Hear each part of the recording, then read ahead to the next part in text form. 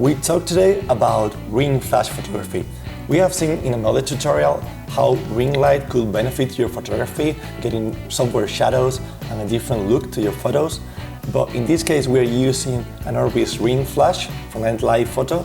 And you know how much do I love working outdoors. And with this flash, you have this opportunity.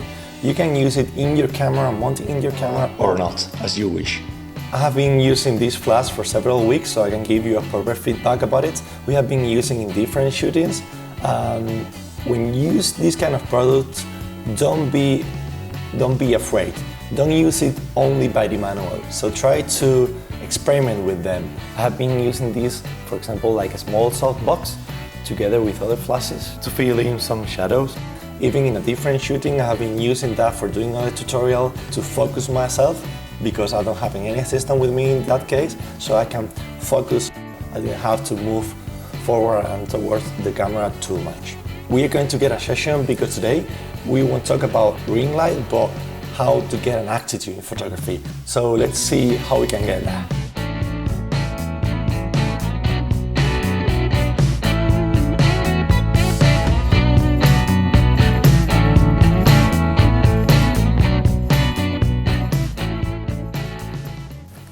All right, let's see.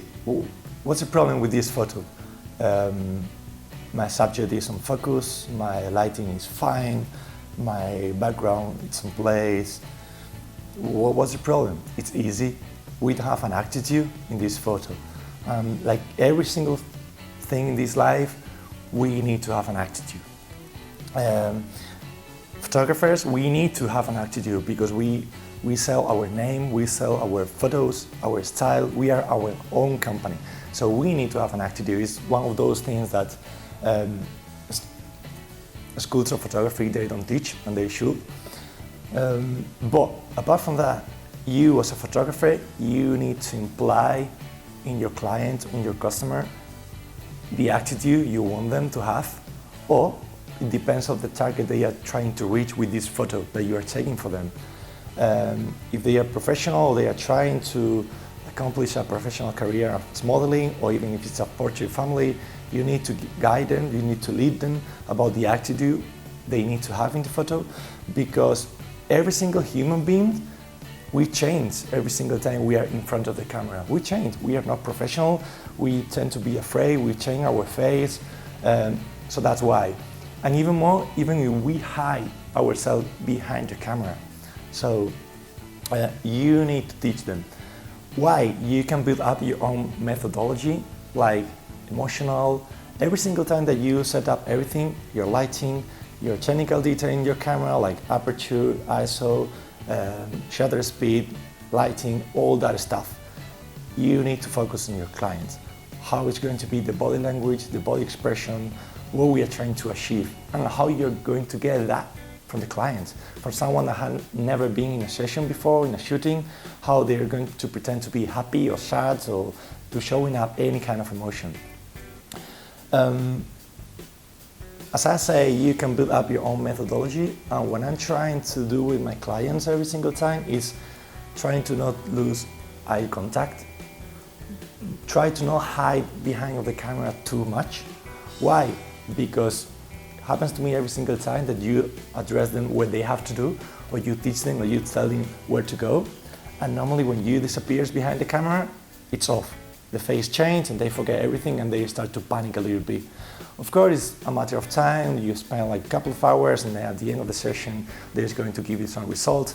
But that's a matter of how you build up your methodology and how you work with them.